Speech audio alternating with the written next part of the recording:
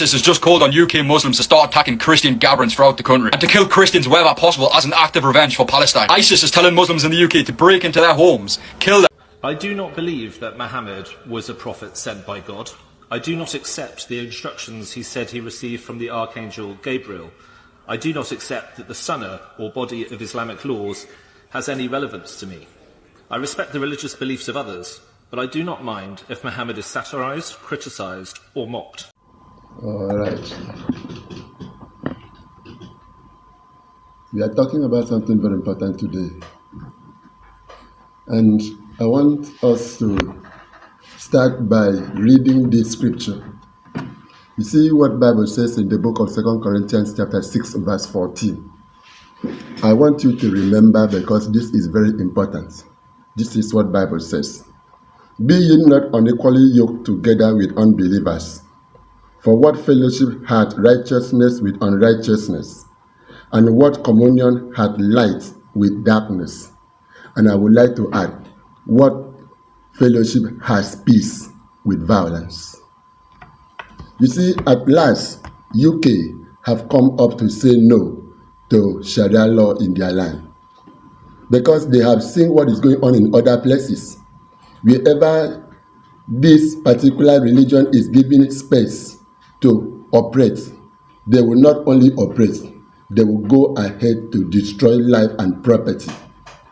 Thank God today, they are able to stand their ground and say no to Sharia law in UK. Watch. To live by the moral codes set out by Islam.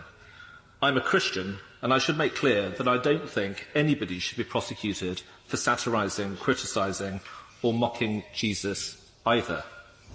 England and Wales abolished blasphemy laws in 2008, and Scotland abolished them in 2021. But even then, those laws had not been used for decades. The last blasphemy trial took place in 1977, and the state hasn't brought a public prosecution for blasphemy in more than a century. But now blasphemy laws are back. I've been advised not to refer to two high-profile cases of people being arrested, charged and prosecuted for causing harassment, alarm or distress to Muslims or even nonsensically to Islam itself.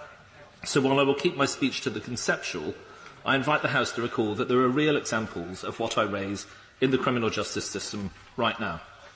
The issue is the way Sections 4 and 5 of the Public Order Act 1986 are being used, far beyond the intent of Parliament, to police what we can and cannot say about Islam.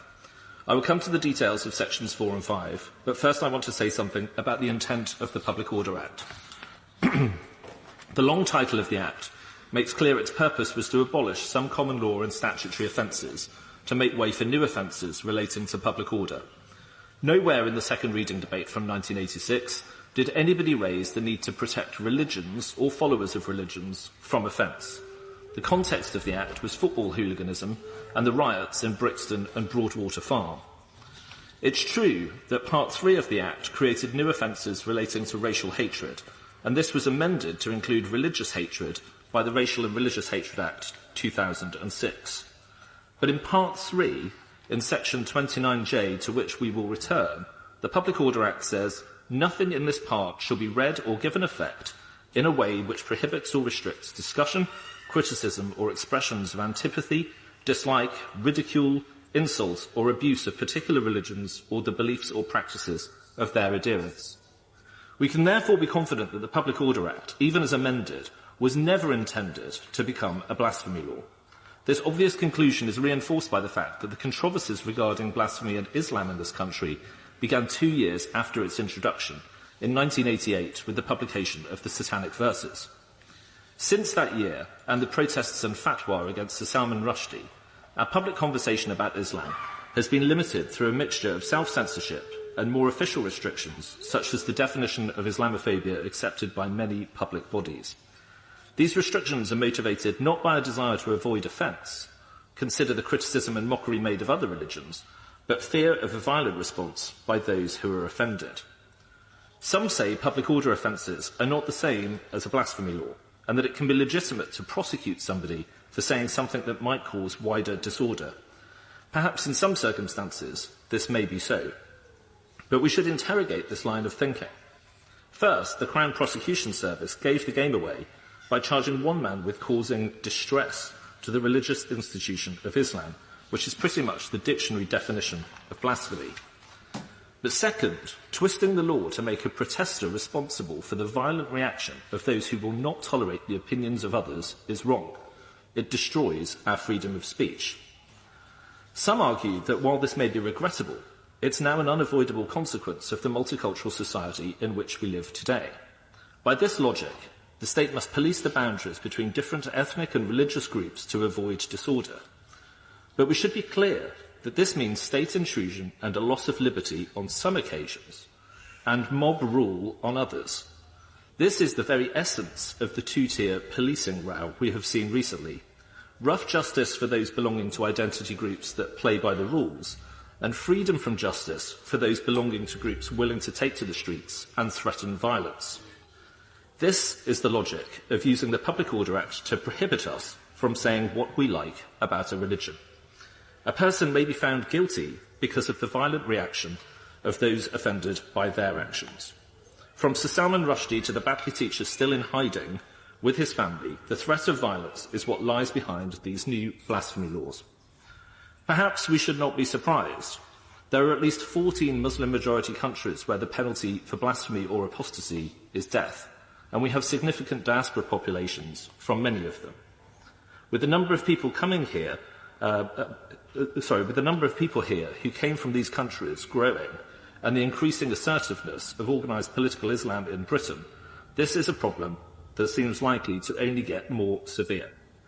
But the answer is not to surrender to the mob. It is to hold the line, and that is why today I bring forward this bill. Madam Deputy Speaker, I said earlier that Section 29J of the Public Order Act protects criticism, insult, and even abuse of religions and the beliefs and practices of their adherents.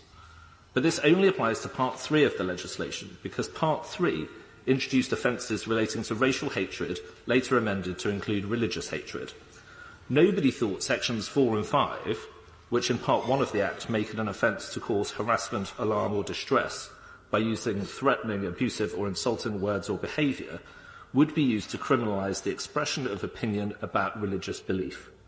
This bill therefore extends the scope of 29J to the whole of the Public Order Act, thus preventing the use of Sections 4 and 5 as a de facto blasphemy law, and applies Section 29 also to Section 127 of the Communications Act 2003 and Section 1 of the Malicious Communications Act 1988. In doing so, this bill would restore free speech as it applies to religion in England and Wales. It would stop the police, prosecutors and judges from creating a blasphemy law from legislation that was never passed for that purpose. It would send the strongest powerful message from this place, where political power legitimately and democratically resides, that this country will not tolerate intimidation, violence or censorship, that there will be no special treatment here for Islam, and there will be no surrender to the thugs who want to impose their beliefs and culture on the rest of us. Yeah. The question is that the honourable member have leave to bring in the bill. As many in that opinion say aye. Aye. Of the contrary, no. The ayes have it. The ayes have it. Who will prepare and bring in the bill? Thank you, Madam Deputy Speaker. John Cooper, Luke Evans, Richard Holden, Robert Jenrick, Rupert Lowe, Rebecca Paul, Jack Rankin, Alex Shelbrook, Bradley Thomas, Tom Tugendhat, Gavin Williamson and me. Nick Timothy.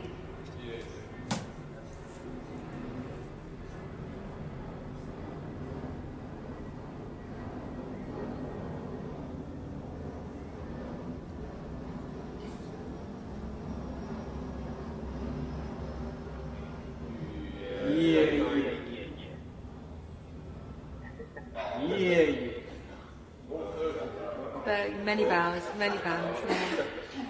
Bonus one.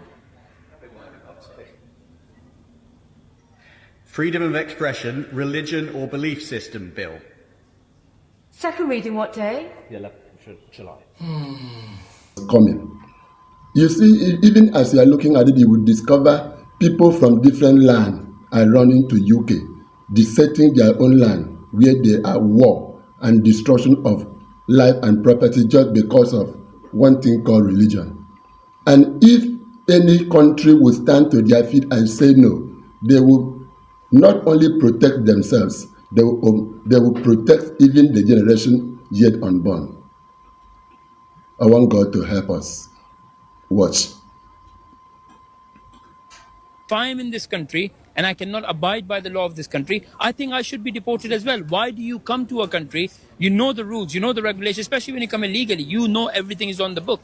If you cannot follow that, if you're not okay with UK being a Christian country, maybe go to a Muslim country then. Yeah. There are many, there are plenty. So yeah, that's the reason why I'm doing it. I don't see any ethnic minority, unfortunately. So, but yeah, it is what it is. So, on one hand, as an immigrant, you've given a voice to other immigrants who perhaps feel the same way as you, but they're scared to speak out. Yeah. And on the other hand, I'm sure you have some people who really hate you, Huh. who really... How do you deal with that? Well, I've got a lot of death threats. Unfortunately, the police won't help me. The police aren't here to help me. They've got I do get a lot of death threats, and it is only from my own community. So that is a different thing. But yeah, there isn't any, how do you say, I know you're saying there are silence, minority or majority, you can call it, from my own community. But the problem is, I don't want them to be silent anymore because it's not helping anybody. I can sit at home and I can just avoid all of this and I can enjoy my life. I can have a very good life. But because I'm doing what I'm doing, I've lost my job from the council because they said to me, unless you stop saying that the white people are racist, you can't have this job. And unfortunately for me, I've got too much gratitude to the country and towards the white people. So I think because of that, I wouldn't stop. But yeah, no, you talk about silence, majority or minority. I don't think there's any because I do get occasionally messages from the people from my own community saying, "Oh, we're very proud of what you're doing. We wouldn't do it, but you're doing it." To those people, I've always said, "Why don't you come and do it with me? Why don't you come up? Because this is the time. If you're not going to do it now, there is too much divide already, and that is because a lot of communities, rather than saying that, okay, if somebody looks at a Pakistani, what it is that we are representing. But if you're a Pakistani, you come to a country, what it is people say about you when they look at you. Unfortunately, what the Pakistani community has done, there is nothing positive, unfortunately. It's very unfortunate because I am a Pakistani. But unless more people come out and do what I am doing, it's not going to help nobody. The next question after this is, after this passing of law against Sharia law in the land, what is the next step? What is the next round of action? I want to hear you comment. What would be your suggestion? No, it is time for us to open up. It's time for us to speak out so that the future of our children will depend on the decision that we are taking today. Thank you for watching. God bless you.